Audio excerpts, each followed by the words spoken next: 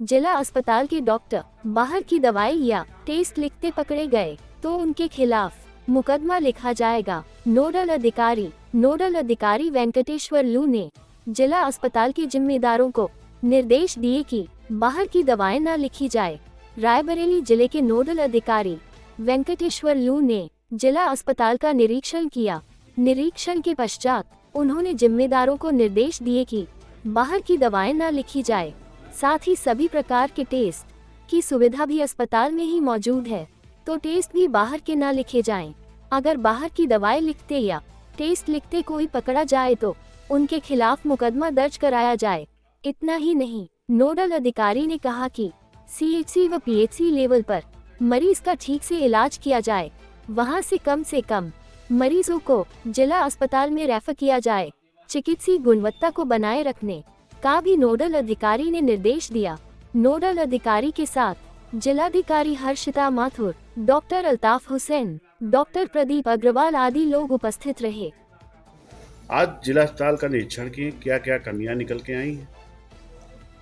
तो एक यहाँ पे जिला अस्पताल की एक विशेषता ये है कि हमने देखा है कि बहुत सारे जिला अस्पताल में सारे एक्सपर्ट्स नहीं रहते। यहाँ पे सभी स्पेशलिस्ट यहाँ पर मौजूद है इसमें, और रोगी कल्याण समिति में पर्याप्त पैसा भी उपलब्ध है, और डीएम साहब के जो उसमें निगरानी में ये पूरी अस्पताल में जो सीएमएस और सीएमओ ये एक इसकी यहाँ पर व्यवस्था कंप्लीट है और सारा जो टेस्ट फैसिलिटीज भी यहाँ पर विद्यमान है।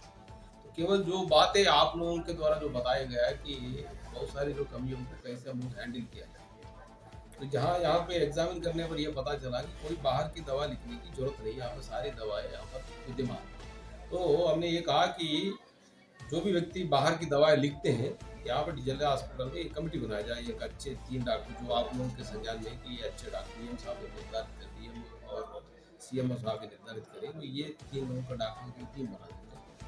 जो भी बाहर का दवा लिखे जाएगा इसको एग्जामिन किया जाएगा। और तो इसी तरह का मैंने ये भी बोला कि बहुत सारे पेशेंट्स यहाँ पर आते हैं, इवन पीएचसी और सीएचसी लेवल पे ही इसको ठीक से एग्जामिन होना चाहिए। बहुत सारे केवल वहाँ पर दवा दे के मामला हल हो सकता है, उसको पूरा कॉम्प्लिकेट उसको उसमें कंफ्यूजन की वजह से यहाँ पर रेफर करने की जरूरत नहीं है। एक और फायदा यहाँ पर टेली मेडिसिन की फैसिलिटी है, तो यदि कोई किसी तरह का कंफ्यूजन है तो यहाँ पे एक्सपर्ट्स के साथ बात करके सीएचसी और पीएचसी लेवल पे भी बहुत सारे पेशेंट्स को यहाँ रेफर करने की नौबत नहीं आनी चाहिए, वहीं पर निपट जाएगा।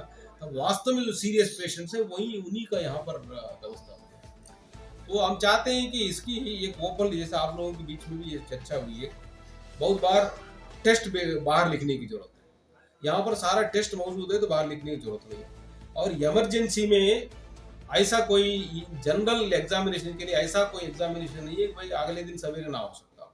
केवल जो सीटी स्कैन और जो ब्रेन से रिलेटेड है, हार्ट से रिलेटेड है, उसको छोड़ देंगे, बाकी सब अगले दिन जांच हो जाएगा। और दूसरा एक और ये भी करिए, पेशेंट को कोई बाहर का, यहाँ पे जिला अस्पताल में भी जो बाहर का रेफर कर रहा है अनावश्यक रूप से आर्टिफिशियल इमरजेंसी क्रिएट करके, उसका भी एग्जामिन करने के लिए उसी कमेटी के माध्यम से जाए। नहीं तो ये जो है लोगों को डरा धमका के अनावश्यक रूप से प्राइवेट हॉस्पिटल में रेफर करने का जो टेंडेंसी है उसका, वो जो है उस पर भी अंकुश लगना चाहिए। देखिए कि ये जो लोगों के अंदर डॉक्टर का जो स्पेशलाइजेशन और जो एडवाइस देने की जो काबिलियत है वो सिंसियरली एग्जाम इसमें इम्प्लीमेंट होना चाहिए, एक्सरसाइज होना चाहिए, ना कि केवल लोगों का शोषण करने के, लोगों का बया दोहन करने के लिए, लोगों को परेशान करने के लिए ये नहीं होना चाहिए। ऐसा होता है तो जब कमेटी के माध्यम से एग्जामिन होने की तरकीब होगा तो कोई व्यक्ति ऐसा करने का हिम्मत नहीं करेगा।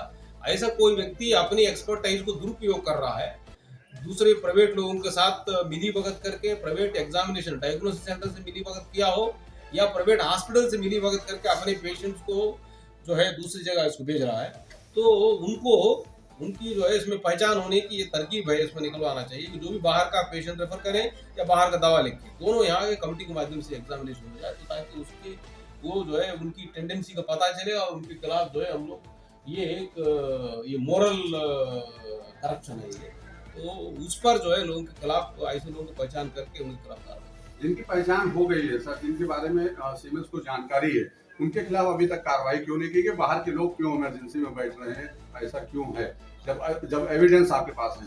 ये बात जो आप बोल रहे हैं कि जो बाहर का व्यक्ति जो बैठ रहा है, तो वो जो है इसमें इमीडिएटली हो जाए, उनके खिलाफ कार्रवाई भी करें और उनके ऊपर मुकदमा भी दर्ज कराया जाए। इसमें जो व्यक्ति बाहर का लोगों को ला के यहाँ पर बिठा रहे हैं, वो तो लोग मरीजों के साथ भी इसमें जो अन्याय है, वो बाहर का व्यक्ति क्यों बैठ रहा है, उसको बिठाने वालों को और बैठने वालों दोनों के खिलाफ कार्रवाई होना चाहिए। आप लिस्ट बना दीजिए डीएम साहब। उसमें ये भी बोला कि यहाँ पे सीएमओ की तरफ से एक अधिकारी, ऑलरेडी वीडियो है उनके तो पास। सीएमओ का तरफ से एक अधिकारी और डीएम साहब की तरफ से एडीएम, ये दोनों की एक पूरी ओवरऑल सुपरविजन करने का भी मैंने बोला है इसको एग्जाम क्या लोग सर इतने साल से हॉस्पिटल आ रहे हैं।